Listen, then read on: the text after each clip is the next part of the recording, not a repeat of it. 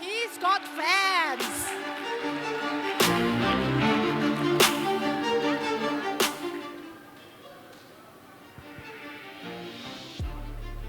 All right.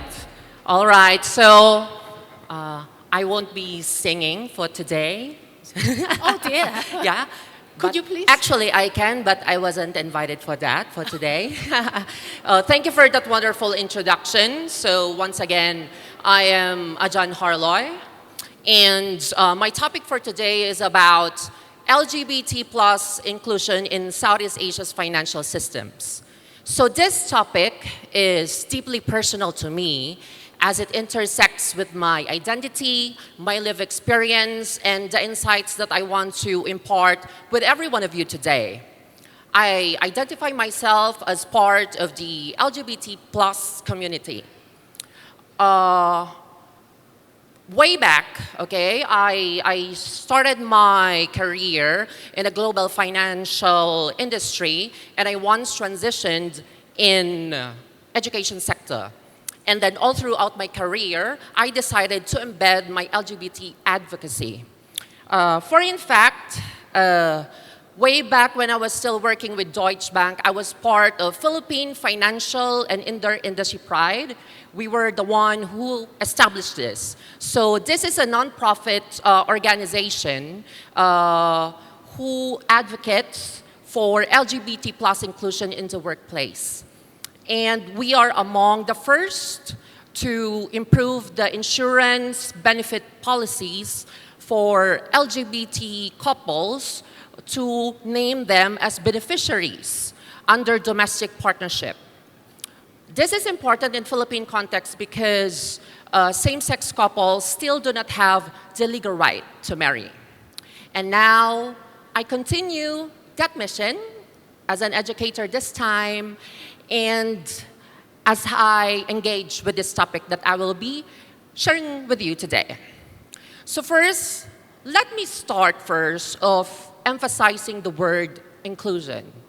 So when do we actually say that we have included something or someone? I believe also that inclusion is intertwined with acceptance. So now, when do we say that we truly accept someone? So this, these concepts, we rarely pause in order to reflect on this, and we barely think about it. We take it for granted for it. Because these are vague and very complex concepts, and many of us hold different understandings about it. But let me give you a specific example in our everyday life, how inclusion and acceptance look like. And it goes for me like this. They invited you to be in the party, but they never ask you to party with them.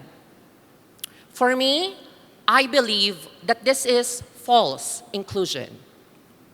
You are visible, but not valued, present, but not participated in. Have you ever been into this kind of situation? How did you feel to be in that kind of situation? Feel free to answer that in your minds. But for now, at this point, let us take that concept, that analogy, in applying that to the LGBT experiences of the LGBT community in the financial systems in Southeast Asia. And I did something like this. So I have made an analysis collecting the popular metrics about LGBT acceptance and inclusion and the financial inclusion index that are specific for the general population. It is not specific for LGBT. And I compare them with my self-driven analysis analyzing the LGBT financial inclusions barrier in Southeast Asia and made a scale of that. This methodology is devised in order to see and to illuminate that inclusion should be consistent even though it is multifaceted. So in the first part, I have used the 5 indices in this analysis. The Global Acceptance Index, the GAI, which measures the societal acceptance towards sex and gender minority. Next two will be the LEI, the Legal Index for Sexual Orientation, Gender Identity and Expression and Sexual Characteristics, LEISO and LEIGIESC, that measures the legal environment, how conducive it is for the sexual and gender minority. Next one will be the equality of opportunity towards sexual orientation, gender identity, and expression that measures the lived outcomes of sexual and gender minority. And the last one will be the Findex, which is the Financial Inclusion Index for the general population. So the first three were developed by Williams Institute, and the last two was developed by the World Bank. So here are the scores among the indices, okay? Across countries in Southeast Asia, I have made a 0 to 100 scale among it. And here you could quickly see and immediately see that inclusion varies across systems. And then for the second half, since the indices are updated at different times, and there is no financial inclusion index specific for LGBT, I gathered and synthesized my own LGBT financial inclusion index in the region and make my own scale out of it from the literature. And I categorize this into these themes, such as banking, credit, insurance, housing finance, inheritance, pension, social protection, legal protection, and the central bank directives that are specific to the LGBT plus community. And I visualize them into a heat map. So this heat map, we can quickly also see the exclusion areas, the red ones. So we can see that there are persisting exclusions even though some inclusion areas remain strong. So after comparison, here are the findings with that, and I categorize them into 3 themes. First one is the disparity patterns among indices for some of the countries. For example, Singapore and the Philippines, they have high financial access and high societal acceptance respectively, but they coexist with persistent financial barriers in terms of inheritance, housing, and health. For Malaysia, they have a highly developed banking system, but through dual criminalization of LGBT, it produces a total near blackout for areas of inheritance, pension, and housing.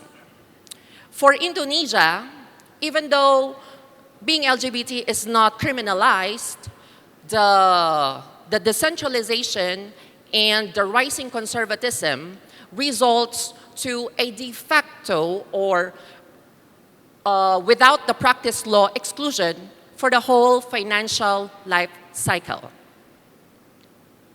Next pattern will be the alignment among indices, okay? And I categorize them into 3. The first one will be the deeply exclusionary countries, such as Brunei, Malaysia, and Myanmar. Criminalization results to universal exclusion in the financial access. And the flip side of that will be the progressive leadership, fortunately here in Thailand, that legal reform translates to legal access. And it is observed that legal recognition can unlock financial or downstream financial benefits. And for the last one, the emerging ones, Philippines again, and for Vietnam, there are ongoing and partial reform in terms of how the private companies are offering basic banking services. But the general public wealth building tools still remains inaccessible. And the last one will be what I call invisible countries. Because if the data is unavailable, that is also a form of exclusion. It's specific for Laos and Timor-Leste. The experiences and the information and data about the LGBT community makes and result to how can they be invisible for policymakers and developmental institutions. For countries like Myanmar, they are in crisis, they are at war. So the suppression of the measurement is due to that kind of unrest environment. So with all of those findings, here are the major key takeaways for me.